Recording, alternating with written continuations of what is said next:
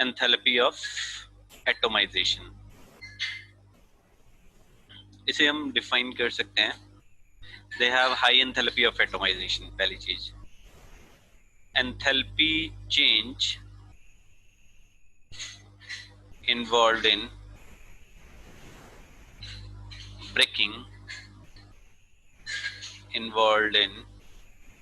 breaking the metallic bond या metallic lattice of the crystal of the crystalline metal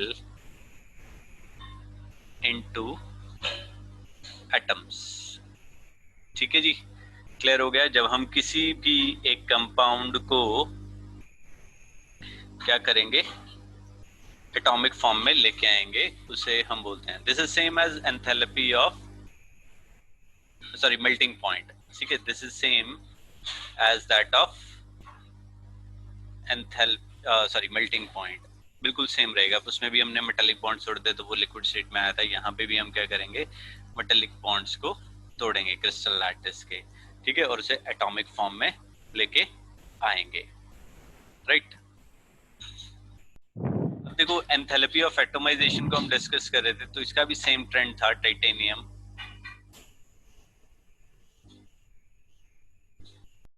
now enthalpy of atomisation की बात देखिए तो यहाँ पे भी क्या है, this is titanium, vanadium, chromium.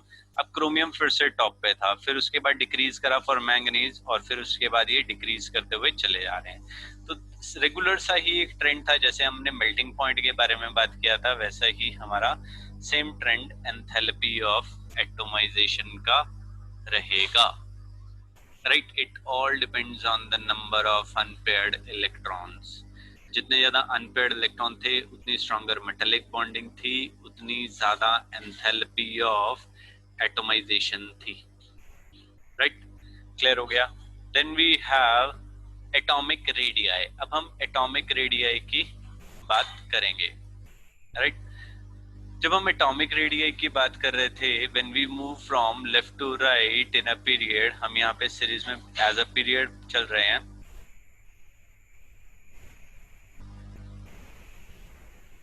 Nearly same है हमारे एंथैल्पी ऑफ एटोमाइजेशन और मेल्टिंग पॉइंट के ग्राफ। देखिए यहाँ पे भी ये क्रोमियम पे टॉप पे था, फिर मैंगनीज, फिर ये डिक्रीज करा। यहाँ पे मॉलिब्डेनम में टॉप पे था, फिर उसके बाद टेक्नेटियम, फिर रुथियम से इंक्रीज करके फिर डिक्रीज कर रहा है, और टंगस्टन का टॉप पे था और फिर डिक्रीज कर रहा था। अगर आप इसे कंपेयर करते हो विद एंथैल्पी ऑफ एटोमाइजेशन, तो क्या है, we have generally same trend हमें मिल रहे थे। पहले वो इंक्रीज करा, फिर डिक्रीज करा, यहाँ पे वो इंक्रीज करा, फिर डिक्रीज करा, और फिर डिक्रीज करते हुए चले जा रहा है, because number of unpaired electron हमारे डिक्रीज करते हुए जा रहे हैं, राइट। क्लियर हो गया। नियरली सेम ग्राफ है, रीजनिंग सेम है, तो ऑब्वियसली ग्राफ भी नियरली सेम आते हैं, ठीक है जी। अब हम एटॉमिक रेडियाई की बात करेंगे। Whenever we move from left to right in a period, ठीक है, यहाँ पे हम सीरीज में जाएंगे तो साइज डिक्रीज करता है, size decreases and in the end increase कर रहा है। अब इन द एंड क्यों इंक्रीज कर रहा है, बिकॉज ऑफ रिपल्शंस, ठीक है जी। अगर हम स्कैंडियम से टाइटेनियम, टाइटेनियम से वेनेडियम, जब हम यहाँ पे अप टू निकल जा रहे हैं तो ये डिक्रीज कर रहा है, साइज हमारा डिक्रीज कर रहा है। कॉपर में थोड़ा सा इंक्रीज करेगा, और यहाँ पे जिंक था वहां पे भी थोड़ा सा इंक्रीज करा। हम यहाँ पे लिख देते हैं, यहाँ पे निकल में 115 था, कॉपर में कितना हुआ, 117 हुआ, हल्का सा इंक्रीज हुआ, और जब हम जिंक पे गए तो 125 हुआ, ठीक है जी। लास्ट में साइज इंक्रीज करा, ऐसा क्यों, due to fully filled d orbitals, due to fully filled d orbitals, और वहां पे क्या हुआ, हमारी रिपल्शंस हुई, रिपल्शंस इंक्रीज हुई, जिसकी वजह से क्या हुआ, साइज हमारा इंक्रीज कर गया, जिसकी वजह से साइज जो था वो इंक्रीज कर गया, राइट। तो एटॉमिक रेडियाई हमारा यहाँ पे लेफ्ट टू राइट डिक्रीज करता है और इन द एंड इंक्रीज कर रहा है। ठीक है जी। और अगर हम इनकी डेंसिटीज की बात करेंगे तो ऑब्वियसली डेंसिटी हमारी इंक्रीज करेगी when we move from left to right. Density increases while moving in अ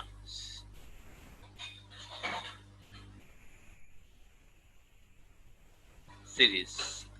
जब हम फर्स्ट ट्रांजिशन सेकंड ट्रांजिशन में जाएंगे तो हमारी डेंसिटी इंक्रीज करेगी, राइट. अब हम इनके आयनिक रेडियाई के बारे में बात करेंगे. Ionic radii. अब हम आयनिक रेडियाई का देखें तो यहाँ पे होता क्या है. देखो आयनिक रेडियाई है तो ऑब्वियसली साइज थोड़ा सा डिक्रीज करेगा. Whenever we move from left to right in a period या इन अ सीरीज तो साइज डिक्रीज करेगा and they all will form M+2 ions by losing 2 electrons and size decreases as we move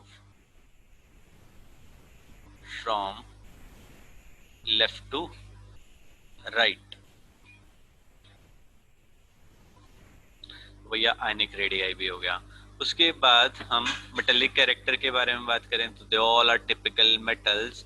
ठीक है, सबकी कोई ना कोई packing structures हैं, HCB, CCP, BCC. ठीक है, except mercury because mercury is a liquid at room temperature. बाकी सारे के सारे सॉलिड्स हैं. सारी की सारी प्रॉपर्टीज दिखाते हैं. हार्ड हैं, लस्ट्रस हैं, मेलिएबल हैं, डक्टाइल हैं, सोनरस हैं, good conductor of heat and electricity and everything. ठीक है जी, क्लियर हो गया. डेंसिटी की हमने बात कर ली थी. Density keeps on increasing and we move from left to right in a period. Then we have ionization enthalpy. Ionization enthalpy, right. तो सबसे पहला काम हम यहाँ पे क्या करेंगे, इलेक्ट्रॉनिक कॉन्फ़िगरेशन लिखेंगे. तो यहाँ पे मैं क्या करने वाला हूँ, यहाँ पे स्कैंडियम लेने वाला हूँ. Scandium, titanium, vanadium, chromium, manganese, iron, cobalt, निकल, कॉपर एंड जिंक. ये हमारे एलिमेंट्स थे. Atomic number 21, 22, 23, 24, 25, 26, 27, 28, 29 and 30. यहीं से हम बहुत सारी चीज़ों को समझेंगे. बहुत सारी चीज़ें यहाँ से ही समझ में आ जाएंगी. हमने क्या किया, यहाँ पे मेटल लिया, मतलब हमने उसका एक इलेक्ट्रॉनिक कॉन्फ़िगरेशन लिखा. So it's electronic configuration is 4s2 3d1, 4s2 3d2, 4s2 3d3, 4s1 3d5, 4s2 3d5, 4s2 3d6, 4s2 3d7, 4s2 3d8, 4s1 3d10, 4s2 3d10. तो this is the general electronic configuration. जो भी हमारी उन metals की electronic configuration है वो मैंने यहाँ पे लिख दिया. अब मैं यहाँ पे ये करने वाला हूँ, उनके M+ आयंस की इलेक्ट्रॉनिक कॉन्फ़िगरेशन लिखूंगा. मतलब उन्होंने क्या किया, एक इलेक्ट्रॉन लूज कर लिया और हम निकालेंगे उनकी, उससे रिलेट करेंगे हम उनकी आयनाइजेशन एंथैल्पीज. फर्स्ट आयनाइजेशन, फिर सेकंड और फिर थर्ड. तो M+ आयन मैंने लिया. यहाँ पे M+ आयन लेंगे तो वहां पे क्या होगा, आउटर मोस्ट शेल से हमारे इलेक्ट्रॉन निकलेंगे. आउटर मोस्ट से इलेक्ट्रॉन जाएंगे तो आउटर मोस्ट कौन सा है, n की वैल्यू 4 है तो it becomes 4s1 3d1, 4s1 3d2, 4s1 3d3, 4s0 3d5, 4s1 3d5, 4s1 3d6, 4s1 3d7, 4s1 3d8, 4s0 3d10 and 4s1 3d10। अब यहाँ पे दो एक्सेप्शंस थी इलेक्ट्रॉनिक कॉन्फ़िगरेशन की, ध्यान रखिएगा, क्रोमियम और कॉपर। ठीक है जी, क्रोमियम और कॉपर में इलेक्ट्रॉनिक कॉन्फ़िगरेशन डिफरेंट थी, 4s1 बाकी समय 4s2 था। ठीक है जी, ऐसा क्यों हुआ था? बिकॉज यहाँ पे एग्जैक्टली हाफ फिल्ड हो रहा था और यहाँ पे फुली फिल्ड हो रहा था, और जब भी हमारे एग्जैक्टली हाफ फिल्ड या फुली फिल्ड ऑर्बिटल्स होते हैं, they are more stable as compare to other. ठीक है जी, अब हम M प्लस आयन को दोबारा देखते हैं। अब M प्लस आयन में क्या किया हमने, एक इलेक्ट्रॉन लूज कराया। आयनाइजेशन एंथैल्पी के बारे में हम बात कर रहे थे। अब आयनाइजेशन एंथैल्पी का मतलब होता है आउटर मोस्ट शेल से एक इलेक्ट्रॉन को लूज करना। तो हमने क्या किया, यहाँ पे M था, अब इनके वैलेंस शेल कौन सा है, 4। यहाँ पे n की वैल्यू 3 है, यहाँ पे n की वैल्यू 4 है। तो जब भी इलेक्ट्रॉन हमारा लूज करेगा तो वो कहाँ से करेगा, आउटर मोस्ट शेल से। तो आउटर मोस्ट शेल कौन सा है हमारा, 4। तो यहाँ पे आ जाएगा 4s1 3d1, देखो 4s1 3d1 4s1 4s1, यहाँ पे 4s0 हो जाएगा, फिर 4s1 4s1 4s1 4s1 4s0 and 4s1।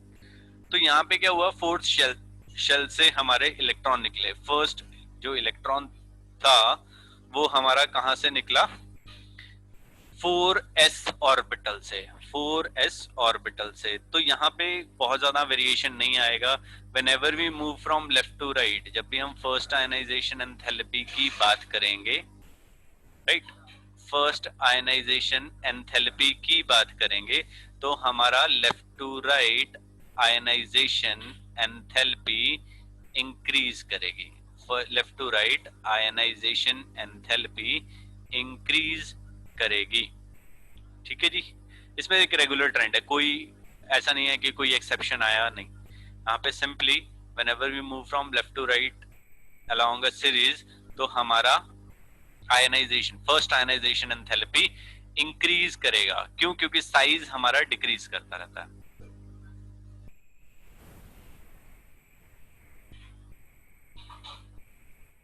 ठीक है जी, अब ये हमारी क्या थी, सारी की सारी मेटल से, दिस ऑल आर मेटल्स, है ना। तो मेटल्स की टेंडेंसी होती है इलेक्ट्रॉन्स को लूज करने की, ठीक है, ना कि गेन करने की। तो ये M-3 आयन ऐसी कोई स्पीशीज नहीं बनाएंगे, ये सिर्फ और सिर्फ पॉजिटिवली चार्ज स्पीशीज बनाएंगे, दैट इज M+। क्लियर हो गया? अब हम यहाँ पे नेक्स्ट बनाएंगे M+2, मतलब सेकेंड इलेक्ट्रॉन, मतलब, और वी कैन से कि सेकेंड आयनाइजेशन एंथैल्पी। जब वो सेकेंड इलेक्ट्रॉन लूज करेंगे तो यहाँ पे क्या होएगा हमारा, 4s0 3d1, 4s0 3d2, 4s0 3d3। अब यहाँ पे तो ये एग्जैक्टली हाफ फिल्ड था, तो यहाँ पे क्या हो जाएगा, 4s0 ऑलरेडी था तो it becomes 3d4, 4s0 3d5, 4s0 3d6, 4s0 3d7, 4s0 3d8, 4s0, यहाँ पे ऑलरेडी 4s0 था तो यहाँ पे क्या आ जाएगा, 3d9, और यहाँ पे आ जाएगा 4s0 3d10, राइट। अब यहाँ पे हमें दो एक्सेप्शंस मिलेंगे। अब देखो यहाँ पे एग्जैक्टली हाफ फिल्ड था, exactly half field D orbital था। जब हम यहाँ से इधर जा रहे हैं तो हमें क्या करना पड़ेगा, बहुत सारी एनर्जी की जरूरत पड़ेगी so as to remove the electron. यहाँ पे भी क्या था, हमारे पास फुली फिल्ड ऑर्बिटल था। जब हम यहाँ पे जाएंगे तो हमें फिर से बहुत सारी एनर्जी की जरूरत पड़ेगी so as to pull out the electron. ठीक है जी, so as to pull out the electron. मैं अभी आपके साथ यहाँ पे इनकी वैल्यूज भी शेयर कर दूंगा। अब नेक्स्ट हम निकालेंगे यहाँ पे M+3 आयन का। अब हम यहाँ पे निकालेंगे M+3 आयन के बारे में। अब M+3 आयन को देखा जाए तो यहाँ पे क्या होगा, 3d0 3d1 3d2 3d3। अब देखो यहाँ पे क्या हुआ, एग्जैक्टली हाफ फिल्ड हो गया, तो यहाँ पे हमें निकालने के लिए बहुत सारी एनर्जी की जरूरत पड़ेगी, 3d4, फिर ये हो जाएगा 3d5, यहाँ पे 3d6, 3d7, 3d8, अब यहाँ पे बहुत सारी एनर्जी की जरूरत पड़ेगी क्योंकि एग्जैक्टली हाफ फिल्ड हो गया, फुली फिल्ड हो गया तो 3d9। ठीक है जी, तो यहाँ पे भी हमें क्या मिलेगा, एक ब्रेक मिलेगा। यहाँ पे 3d4 था, यहाँ से सॉरी 3d5 था, यहाँ से हमें इधर जाना है तो बहुत सारी एनर्जी की जरूरत पड़ेगी। यहाँ पे 3d10 था, यहाँ पे जाएंगे तो फिर से बहुत सारी एनर्जी की जरूरत पड़ेगी। तो यहाँ पे हमें क्या हुआ, थोड़े से ब्रेक मिले। कहाँ कहाँ पे मिले, जब हमने फर्स्ट आयनाइजेशन एंथैल्पी या कोई स्पेशल वैल्यू, क्या स्पेशल कोई भी कुछ नहीं आया। बट जब हमने सेकेंड आयनाइजेशन एंथैल्पी देखी तो क्रोमियम की और कॉपर की एक्सेप्शनली हाई वैल्यूज थी। और अब हम थर्ड आयनाइजेशन एंथैल्पी की बात करेंगे तो यहाँ पे हमारे मैंगनीज और जिंक की एक्सेप्शनली हाई वैल्यूज आएंगी, एक्सेप्शनली हाई वैल्यूज आएंगी। तो यहाँ पे ये हमें वैल्यूज गिवन है इनकी आयनाइजेशन एंथैल्पीज की, और हम इनके बारे में डिस्कशन देख लेते हैं। अब देखो फर्स्ट आयनाइजेशन एंथैल्पी, तो ये क्या करिए, it keeps on increasing as we move from left to right in a period, मतलब एक रेगुलर ट्रेंड में वो क्या कर रही है, हमारी जनरली इंक्रीज कर रही हैं। उसके बाद हमने क्या किया, सेकंड आयनाइजेशन एंथैल्पी। जब सेकंड आयनाइजेशन एंथैल्पी में देख रहे हैं तो यहाँ पे देखिए ये एक एक्सेप्शनली हाई हो रही है, और यहाँ पे देखो क्रोमियम और कॉपर में मैंने अभी आपको बताया था कि they will show exceptionally high values. तो ये दो ब्रेक्स दिखाए उन्होंने।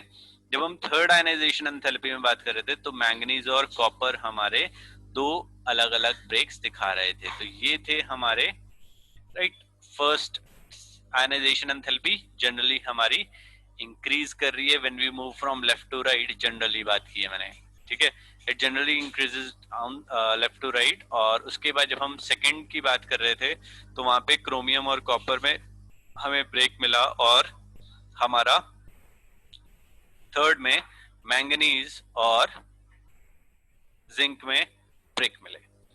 क्लियर हो गया? तो दीज आर द ट्रेंड्स। और यहाँ पे एक सबसे इंपॉर्टेंट चीज है,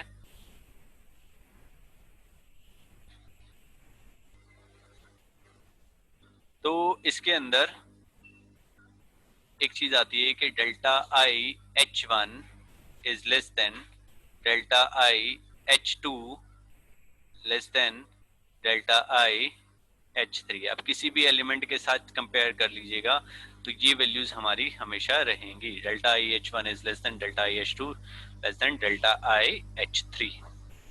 क्लियर हो गया? अब हम बात करेंगे, this is very very important topic या थिंग जिसके बारे में हम बात करेंगे, predicting the thermodynamic stability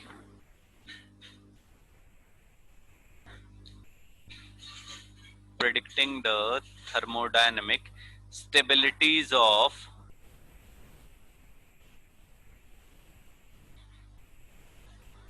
compounds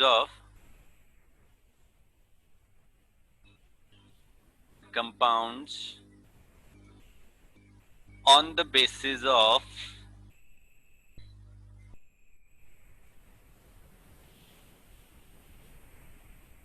ionization enthalpies, right? हम यहाँ पे बताएंगे कि कौन सा हमारा आयनाइजेशन या ऑक्सीडेशन स्टेट हमारा स्टेबल है on the basis of their ionization enthalpies. Clear हो गया? चलिए,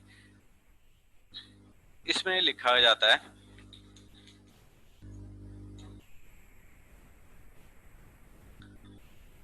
smaller the ionization enthalpies, smaller the ionization enthalpy of a metal, greater will be the thermodynamic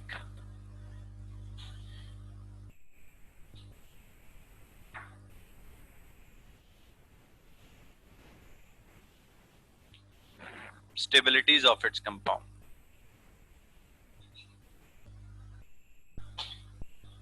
Stabilities of its compounds. Right. क्या है, हमने बात किया smaller the ionization enthalpy of a metal, right, greater will be the thermodynamic stability of its compound. चलिए इसमें हम यहाँ पे कंपेयर करते हैं। हमने निकल एलिमेंट लिया और प्लेटिनम लिया, निकल लिया और प्लेटिनम लिया। हमने यहाँ पे क्या किया, delta I H one plus delta I H2 लिया, ठीक है, first ionization and second ionization enthalpy लिया। तो यहाँ पे क्या हुआ, एक आ रहा है 2.49 into 10⁻³ kilo joule per mole, और हमारा प्लेटिनम का आ रहा है 2.66 इंटू 10⁻³ किलो जूल पर मोल। क्लियर हो गया? तो अगर हम यहाँ पे देखें तो कौन सी हमारी स्टेबल होएगी? हाँ जी, इसका मतलब निकल जो है, क्योंकि अभी मैंने ऊपर बात की है स्मॉलर द आयनाइजेशन एंथैल्पी, तो Ni में Na+2 मेरा ज्यादा स्टेबल रहेगा। अब उसके बाद हमने क्या किया, डेल्टा आई H3 निकाला और डेल्टा आई H4 निकाला, उन दोनों का हमने सम कर दिया। जब हमने इन दोनों का सम देखा, it comes to be 8.8 into 10⁻³ kilo joule per mole, और यहाँ पे आ गया 6.7 into 10⁻³ kilo joule per mole. और जब हमने इनका सम किया, टोटल किया, इसका दोनों का टोटल कर दिया, तो ये it comes to be 11.29 into 10⁻³ kilo joule per mole, right. और हमने यहाँ पे इसका टोटल किया तो it comes to be 9.36 into 10⁻³ kilo joule per mole, right. तो यहां से क्या पता चला कि निकल का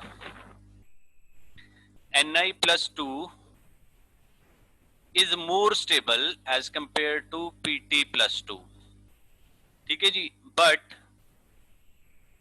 Ni+4 is less stable as compared to Pt+4, as compared to Pt+4। तो we can say कि निकल का +2 रहेगा और प्लेटिनम का +4 ऑक्सीडेशन स्टेट ज्यादा स्टेबल है, क्योंकि निकल में क्या हो रहा है, इन दोनों में से इसकी वैल्यू कम है, और जब हमने इनका टोटल किया तो Ni+4 आया, तो निकल +4 का जो सम था वो कम था, इसी वजह से हमारा आयनाइजेशन जो थर्मोडायनेमिक स्टेबिलिटी है वो Pt+4 की ज्यादा है as compare to Pt+2। Clear हो गया, राइट। तो उसके बाद हम यहाँ पे बात करते हैं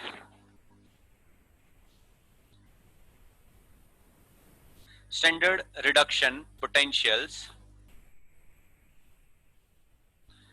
standard reduction potential and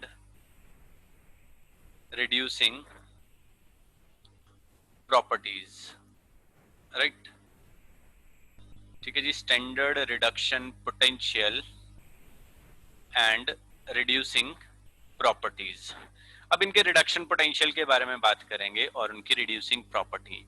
reducing property का मतलब क्या है, हमारे पास मेटल M था, राइट, ये हमारा सॉलिड स्टेट में था, और इसे हमने क्या किया, M+N एक्वस स्टेट में लेके आए और इसके N इलेक्ट्रॉन्स लूज करा दिए, ठीक है जी। मेटल सॉलिड से हमने क्या किया, मेटल एक्वस में लेके आए और उसके इलेक्ट्रॉन्स लूज करा दिया, ठीक है जी। अब ऐसे तो हमने रिडक्शन पोटेंशियल निकाला था, तो ये एक सिंगल स्टेप में हमने कर दिया, बट ये एक्चुअल में सिंगल स्टेप में नहीं होगा, ये होगा हमारा 3 स्टेप में। ये जो पूरा प्रोसेस था रिडक्शन पोटेंशियल निकालने का, ये हमारा 3 स्टेप में होगा। फर्स्ट स्टेप में क्या होगा, हमारा मेटल सॉलिड था, राइट, हमने इसे हीट किया और ये मेटल गैसियस स्टेट में गया। अब किसी भी चीज को हमने सॉलिड से क्या किया, गैसियस स्टेट में किया, तो this is known as sublimation enthalpy, sublimation enthalpy, delta SUBH, this is enthalpy of sublimation. ठीक है, इसे हम क्या बोलते हैं, enthalpy of atomization. ठीक है जी, इसे ही हम क्या बोलते हैं, एंथैल्पी ऑफ एटोमाइजेशन. मैंने आपको बताया था एंथैल्पी ऑफ एटोमाइजेशन में कि किसी भी मेटल को मैं गैसियस स्टेट में ले आऊंगा तो वो एटॉमिक फॉर्म में आ जाएगा. क्लियर हो गया? तो this is one and the same thing. अब जब मेटल गैसियस स्टेट में आ गया तो यहां से क्या होगा, सेकेंड स्टेप, इलेक्ट्रॉन्स लूज कराएंगे, ionization enthalpy, M+N gaseous state में जाएगा. This is known as ionization enthalpy. Clear हो गया? अब थर्ड स्टेप में M+N था which is in the gaseous state, वो कन्वर्ट होगा हमारा M+N एक्वस स्टेट में, M+N एक्वस स्टेट में. इसे हम बोलते हैं हाइड्रेशन एंथैल्पी, इसे हम बोलते हैं हाइड्रेशन एंथैल्पी, बिकॉज वो हमारा क्या हो गया, गैसियस स्टेट से एक्वस स्टेट में गया. ठीक है जी, क्लियर हो गया? तो यहाँ पे जो ओवरऑल रिएक्शन हुआ, एंथैल्पी ऑफ रिएक्शन निकालना है, that is equal to enthalpy of sublimation, because enthalpy of sublimation क्या है, this is an endothermic process. Ionization enthalpy भी क्या है, हमारा एक एंडोथर्मिक प्रोसेस है, और जो हाइड्रेशन एंथैल्पी है, this is an exothermic process. तो enthalpy of reaction that will be equal to enthalpy of sublimation plus enthalpy of ionization minus enthalpy of hydration, that is enthalpy of hydration. Clear हो गया? तो इस तरीके से अब देखो, ये भी पॉजिटिव थी, ये भी पॉजिटिव थी, और ये क्या थी, हमारी नेगेटिव थी. तो इन तीनों का अगर हम सम करेंगे तो हमारा आ जाएगा रिडक्शन पोटेंशियल, या उनके रिडक्शन पोटेंशियल या उनकी रिड्यूसिंग प्रॉपर्टीज. क्लियर हो गया? और ये जो वैल्यूज हैं ये भी हमारी किस चीज के ऊपर डिपेंड करती हैं, उनकी directly and indirectly on their electronic configuration, क्योंकि एंथैल्पी ऑफ एटोमाइजेशन किस चीज के ऊपर डिपेंड कर रही थी, उसके नंबर ऑफ अनपेयर्ड इलेक्ट्रॉन के ऊपर. आयनाइजेशन एंथैल्पी किस चीज के ऊपर डिपेंड कर रही थी, उनकी इलेक्ट्रॉनिक कॉन्फ़िगरेशन के ऊपर. ठीक है जी, तो वो डायरेक्टली एंड इनडायरेक्टली किस चीज के ऊपर डिपेंड कर रहे थे, हमारे इलेक्ट्रॉनिक कॉन्फ़िगरेशन के ऊपर. अब देखो, यहाँ पे मेटल सॉलिड था, यहां से मैंने क्या किया, एंथैल्पी ऑफ रिएक्शन निकालना है. So that will be equal to M+N aqueous. यहाँ पे मेटल सॉलिड था तो ये यहाँ से क्या बना, मेटल गैसियस में. अब मेटल गैसियस में गया तो this is known as enthalpy of sublimation. यहाँ से इधर गए, यहाँ पे क्या हुआ, आयनाइजेशन एंथैल्पी, तो this will be converted into M+N gaseous state, और उसके बाद हमने यहाँ पे इसका हाइड्रेशन किया, हाइड्रेशन एंथैल्पी, तो वो हमारा कन्वर्ट हो रहा है M+N एक्वस में. क्लियर हो गया? अभी मैं आपके साथ इनकी वैल्यूज को भी शेयर करता हूं. तो एक चीज का ध्यान रखिएगा, more than negative standard reduction potential, more negative the standard reduction potential of a particular ion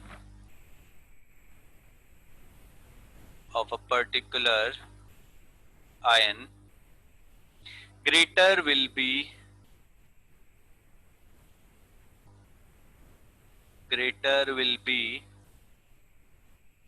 its stability.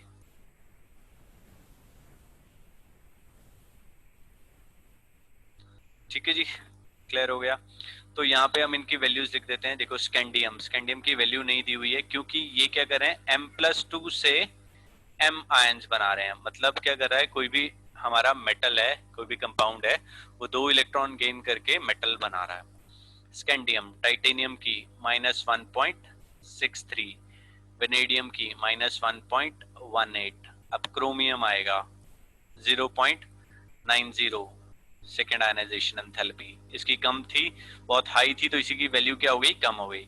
Manganese -1.18, iron -0.44, उसके बाद कोबाल्ट -0.28, उसके बाद nickel -0.25, copper 0.34 with a positive sign, positive आएगी, और जिंक में -0.76 वोल्ट्स। अब देखो क्रोमियम में और कॉपर में इन्होंने दो एक्सेप्शन सिखाए। This is all due to their high ionization enthalpies, this is all due to their high ionization enthalpies. इसी वजह से ये हमारे, देखो आयनाइजेशन एंथैल्पी भी हाई थी इनकी, और उनकी एंथैल्पी ऑफ एटोमाइजेशन भी हाई थी, इसी वजह से ये एक्सेप्शन बिहेवियर शो कर रहा है, इसी वजह से ये एक्सेप्शन बिहेवियर शो कर रहा है।